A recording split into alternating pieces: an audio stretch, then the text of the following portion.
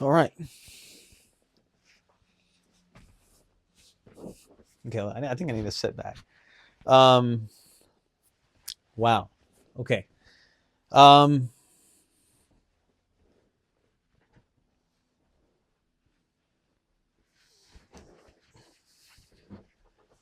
God damn it. Okay.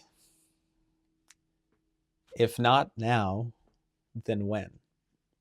I think that's the only reasonable starting point to say that if not make this video now, if not actually sit down and say what you've been wanting to and needing to say for so long, I don't think it'll ever happen. Because, quite honestly, I think this has been years in the making. Making in the sense of saying, I do it, saying, oh, you'll make the video when this happens, when that happens, when this gray curtain is fully stretched out, when it's not wrinkled, when it's golden hour, when the sun is fully shining in my face in ideal lighting, when I find the matching earring instead of wearing two mismatched earrings, when I find the tie that, like, all these various excuses, topics from all different types of, from the weather to the environment to the dressing to the accessory, there will always be something stopping me, is what I've realized over the past 2 years. Because I think that's how long it's been since I've wanted to do this, since I told myself I'd do this. Because I made a YouTube channel about 4 years ago during the middle of the pandemic just to repost funny TikToks, funny videos, with the goal that one day, just one day, maybe I would transition to in front of the camera content with myself. And so I thought up this whole brainstorm of what it might look like, what it might be. When in reality, how can you know what it would be? How can you know what it looks like? This apparently is what it looks like. And I don't know if this is what it is in real time. What I mean by that is you really just have to go for it, because it's never going to be perfect, as cliche as that is. Believe me when I say I thought a brainstorm millions of times what to do, how to do. But here we are. That's the reality of it. But as I was saying with the channel, is I knew I want to start by posting other videos, and eventually I'll transition to this, because this is what I wanted. I wanted to speak directly myself. I've always had a passion for that, for expression in many forms. So then I was like, okay, how should I do this? Maybe I should do this. Maybe I should do this. Or maybe I shouldn't even make one video until I can make 10 videos, because I have never shown. And all of that is bullshit. All of it's bullshit, because how can you ever know what tomorrow holds? How can you plan? I mean, sure, you can plan. You can plan, but how can you know? All we ever are is one thing. And I think that's what I finally realized. Um, it was this morning in the shower when I said, we're doing it. We are doing it. I've had my notes ready. I've had what I wanted to say ready. I've had the idea of what it's supposed to look like. Enough, like just me as me with background lighting, which goes to show that I knew enough to get started. And so do you. You always know enough. It's just, can you know more? Sure. Can I fix that? Sure. Can I fix this? Can I put a microphone here because that's what I want to do? Sure. But that can never be the whole thing. You are the thing. You are the thing. Like, I am the thing in this is what I'm saying. Like this is all fluff. I can't tell you how many times there were when I would let the fluff, like right now, there's background noise, for example. I'm pretty sure there's been many times when I've started the camera, I've been talking, maybe 20, 30 minutes have gone by, there's some siren or whatever, and I say, oh, screw it, video's gone. It's not one take. That is another bullshit. That is such bullshit. Why are you judging your own effort? That's not your job. Your job is this. It's their job. Your job, actually, your job out there is to judge. But you on this side, it's never your job to judge. I mean, sure, a siren is gonna, if there was a loud siren right now, we'd have to cut it or do something. But that doesn't discount everything that's happened. And that's the beautiful thing. And that's the realization. That's the, um, you know, the leaves are rustling right now. I hear them rustling. But I finally got a microphone, so hopefully you don't hear the leaves rustling. But even if you do hear the leaves rustling, I'm not going to stop. And that's the point I'm trying to make, is the slightest thing would throw me off course. And I would blame it. You know, I think we've all done that. We've all been on a course, been on pursuit of our goal, and then something happens off course, and then you blame it. Sure, we're human. Shit sucks. I got a flat tire the other day. I hated getting a flat tire. It was terrible. But since I got 3 flat tires in the year, which is a pretty bad year for flat tire, I knew how to handle it. So what happened was, immediately when the numbers started going, I looked up a tire shop, immediately drove there, immediately just took care of it, because you've been through it enough times. I don't know where I was going with that, but I just know that you just have to be prepared. You can't let things throw you off course. If they're shitty and bullshitty and you know, distracty, you go around it. There's always distractions everywhere. Now, the obvious thing is, whenever there's a person like this saying stuff like this with such conviction, the temptation from the viewer, you know, the judgment point of view, is to say, oh, this person is not speaking from a realistic point of view. They're speaking from this inflated, out of touch with reality. But I can tell you that just hours ago, definitely even yesterday, I was not in this kind of a positive headspace. I was in a very sad, for whatever reason, to show that this projection of positivity, first of all, shouldn't be villainized as like it's out of touch. But when this person who's in this positive headspace wants to talk about the negative headspace, no, this person is saying like it's very real to exist between these like highs and lows, these energetic moments, but also these ruts, you know, where you don't know what you're doing.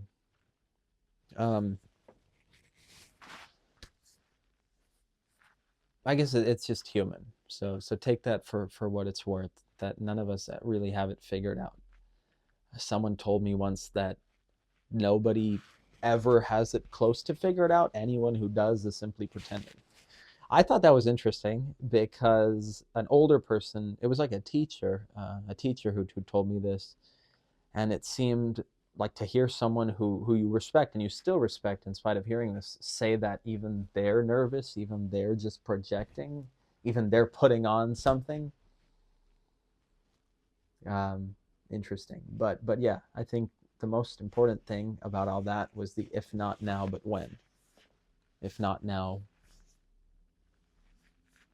when? Like I said with this video,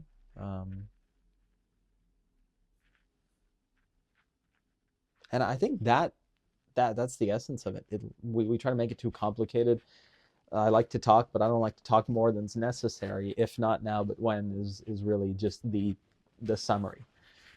But it's not over yet. There is more to talk about. But in terms of that, that's just great advice that, you know, that I was given, and that I pass along. If not now, but when. Keep it simple. Now, in line of the whole video thing and the whole not starting, wanting to start, being scared to start, whatever it is, I'll be very real again. I have nothing to lose. I have nothing to lose, everything to prove, everything I want to gain. In fact, no one ever really has anything to prove, but what I mean is everything to gain. You have nothing. Why not just go for it? So, confession. Maybe another reason I didn't start this, even though at my core I've always known this. I wanted to say like what's the target audience. I don't know how to speak to the target audience, so I'm not gonna, which I'm sorry to say that's such bullshit to the old self, or to anyone out there respectfully who is feeling like they don't know when and where to start because they don't know um, who to speak to, like who their target audience is. But how are you going to know? How are you supposed to know? Biggest, I think, motivator, no, biggest example of this topic of you never really know just what impact you have. Kobe Bryant.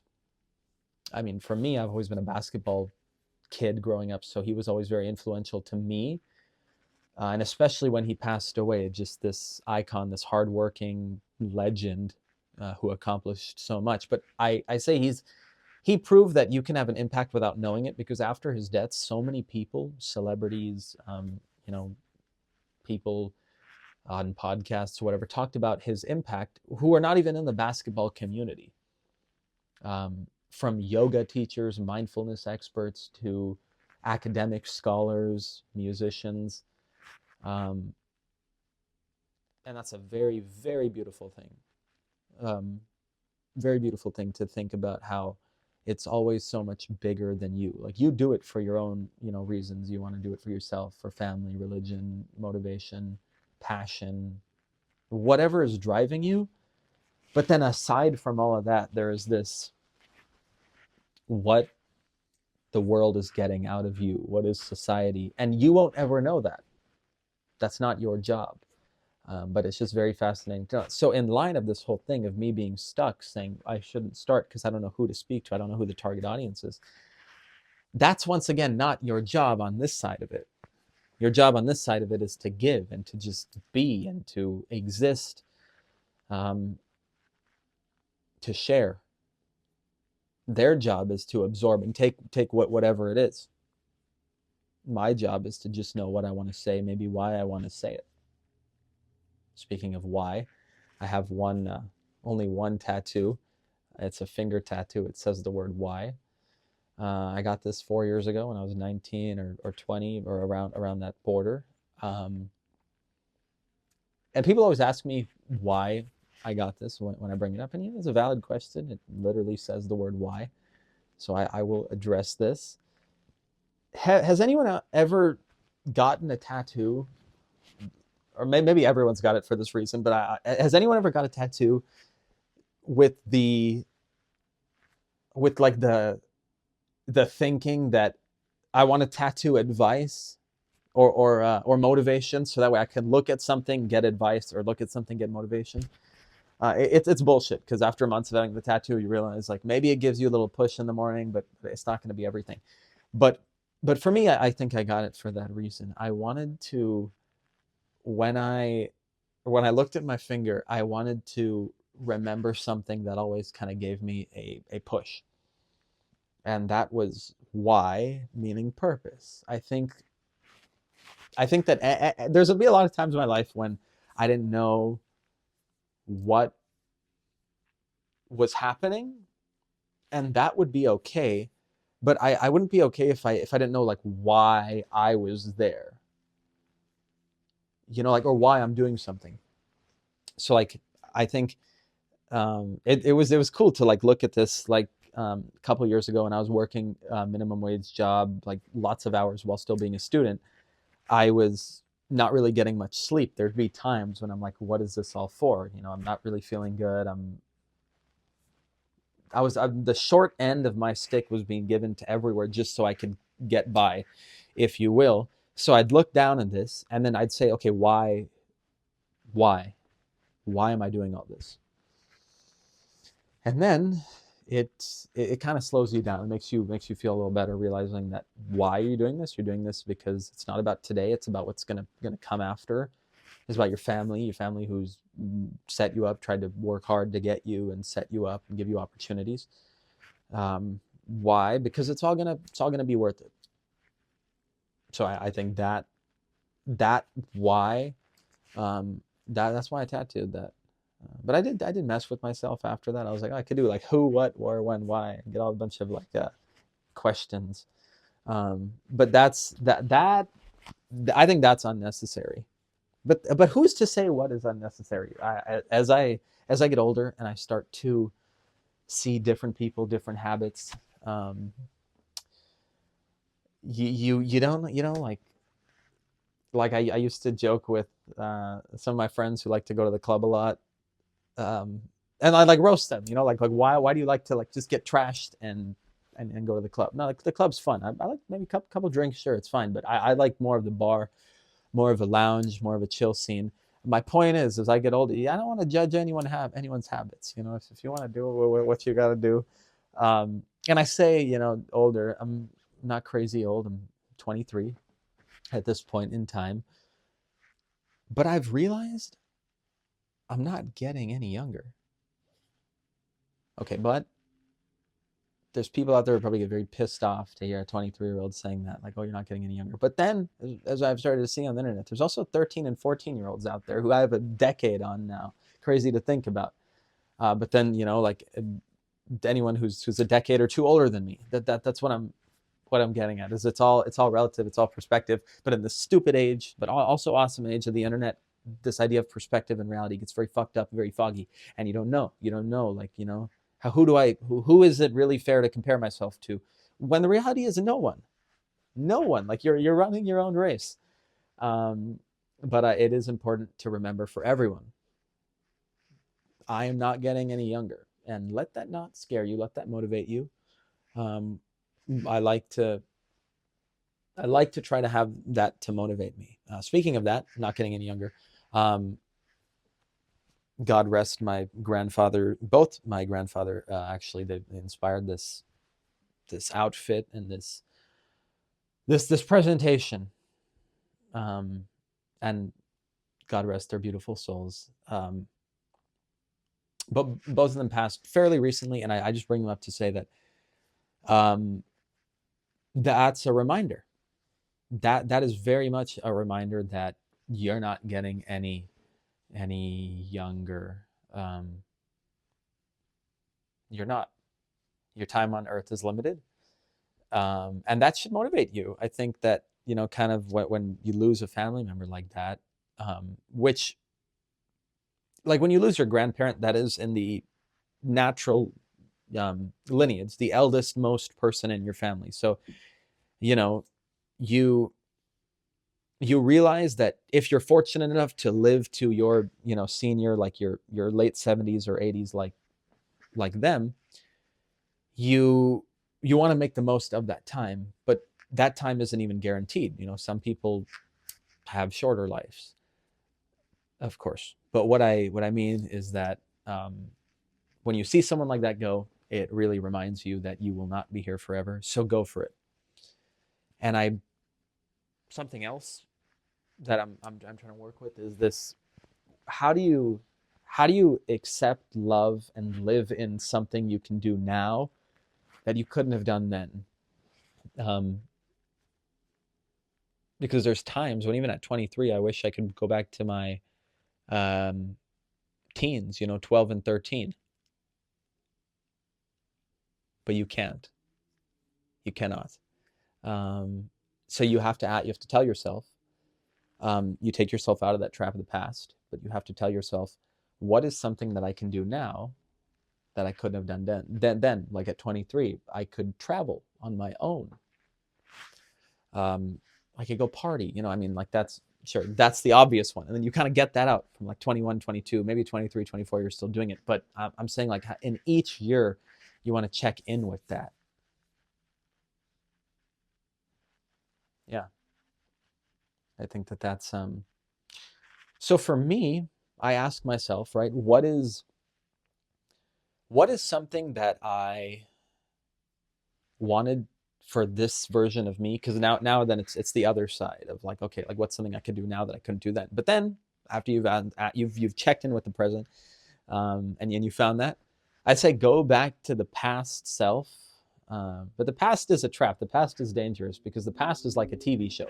You can only really watch it and see it, and you can't really even go back and watch it. But you can see it in your memory, the memories that count. But you can't go back into it. So you want to just check in with yourself and say, Like, what did childhood me want to do? So I'll tell you, childhood Rohan really, really wanted to be a actor, a performer, an entertainer. And I'm really blessed to say that I mean, in its most objective way, I achieved that dream. I've had the blessing of being on TV 3 separate times, on 3 different television shows. So great job. But I want so much more than that, because there were also very, very small appearances, co-star credits, couple lines, and I'm really grateful for that.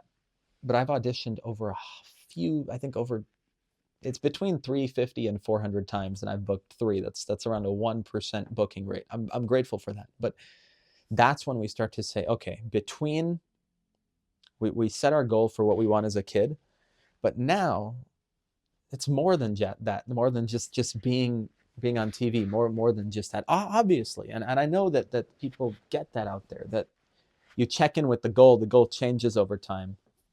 But I think for me, to be quite honest, I didn't ever check in with that goal and articulate it and say, okay, great, got a couple credits, but now I want to do something more. Maybe this is it. I feel like this is already so much more. And I think that's why I wanted to do this for so long. Because you'd make a self-tape, you'd send it in, you feel so great. You don't book the role, okay, fine. But then you sign an NDA because you're fortunate, you're blessed to audition for these network shows. You sign an NDA where you can't even post it online. You want to share your work with other people because you didn't get the role, you didn't get the chance for it to be seen on TV.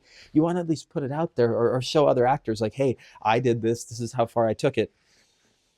So that's why I think I like this so much. The idea of this, I think that's why it made me. I'm blessed to have this. I'm blessed to be able to do this, to be able to set this up. My only regret is that I didn't do this sooner, but I'm very happy I did this now, because I did this now. So when I wake up tomorrow, even a few hours later tonight, I'll remember I did this. I did this thing that I wanted. So if anyone out there, if we're gonna just recap the few things, I think I'm almost done here for now. If we're gonna recap the few things, remember, if not now, then when? You can do it now. There might be a few things stopping you where you actually can't do it now. Like if you're trying to make a video and your phone is out of battery, you actually cannot do it now. But if you have like 10%, just shoot a little thing, Just don't say, oh, my phone's gonna die. I mean, it might die, sure, but if not now, then when? If not, the conditions will never be perfect. So if not now, then when? Number 2, a couple things can be true at once, right? Like you might not have the best lighting. There might be a gap in your frame. You might have these are different earrings, but whatever, right? This can be true at the same time, and you still make the thing happen. Okay. So I just want to be very real with all this. I've tried to be perfect for too long. I've tried to sugarcoat this. I've brought the umbrella to the metaphorical brainstorm many times. It has not worked out. The thought cycle, blah, blah, blah, blah, blah. Okay, but number 3, you will never know who you are speaking to. Your job is to speak. I mean, you can know, right? If I might be speaking, I might say, okay, I want to give some advice to someone who has walked the path that I did, someone who went to acting school, someone who tried to push a career in the industry, someone who also wanted to make their own content, but then they just kept judging themselves and stuff. So that's kind of who I'm speaking to. When I'm making a video, I'm not just thinking about no one. I'm thinking about this person, this version of me years ago who needed this little push. And I'm like, okay, can I be that little push? Well, here's my best version of being that little push. So you're gonna, you'll have some idea, but you will never know. So even if you don't have an idea, that's okay. Just start speaking. And one of the final points, I'm not getting any younger, you're not getting any younger. The youngest you are now is right now, if that made any sense. So stop judging your effort. It's not your job to judge. And then lastly, what were your dreams as a kid?